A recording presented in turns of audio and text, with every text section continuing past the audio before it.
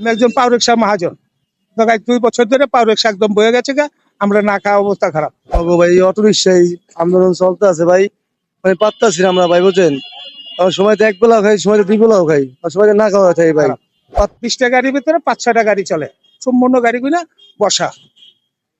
কথা বলছেন, ড্রাইভাররা 250, 300, 400 হাইস্ট, এর বেশি কামাই যেতে পারে না। তারা কিভাবে ঈদ করবো বাল বাচ্চা লিয়া বলেন? বাল বাচ্চা নিয়ে খুব কষ্ট হইতে সংসার কিভাবে, সংসারটা যে চালাবো, আলু ভর্তা ডাল ভাত খাবো, 300 টাকা লিয়ে গেলি কি হয়? একটা সংসারে 3 জন মানুষ যদি খাওয়ায় থাকে, ওর সংসার চলবে?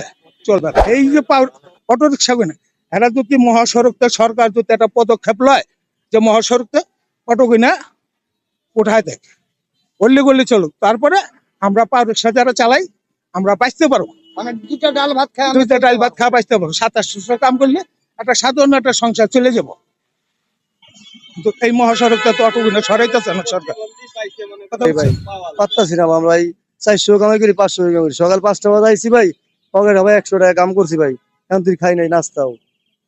মানে এর ভাই আমরা কাজ কাম চলতে আছে ভাই, পাত্তাছি না ভাই, 90 টাকা কাজ করেছি। পাত্তাছি না ভাই, বুঝছেন ভাই? খুব কষ্ট হইতেছে ভাই, যদি পোলাওনে মার্কেট করতে পারি নাই, ঘর ভাড়া হইতে পারি 9 মাসের ভাই, খুব কষ্ট হয়ে চলতেছি ভাই, বুঝছেন? আমরা পাত্তাছি না ভাই, এখন কি করবো? কালকে অটো রিক্সায় বাড়ি খেয়ে আমি এই পায়ে ব্যথাও পাইছি ভাই, সিল লাগাতে পায়।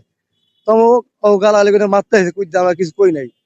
ওই তো গাড়ি ধরে আছে, তোরা করে যা, আমরা কিছু কমু না ভাই, এই আল্লাহ একজন আছে, বিচার করবো।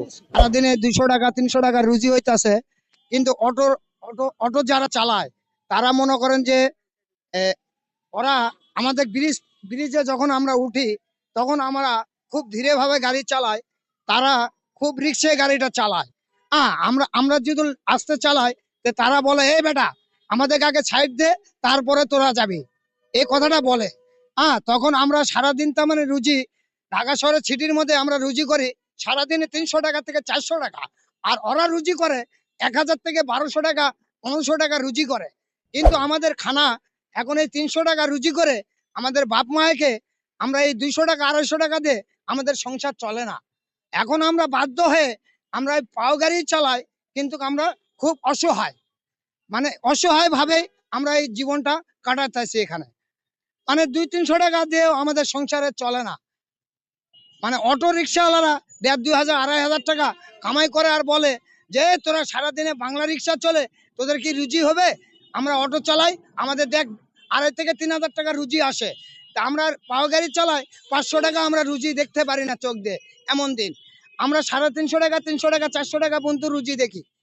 হাইস্ট হলে 600 টাকা রুজি করা যায়, তারপর রাত 8টা পর্যন্ত।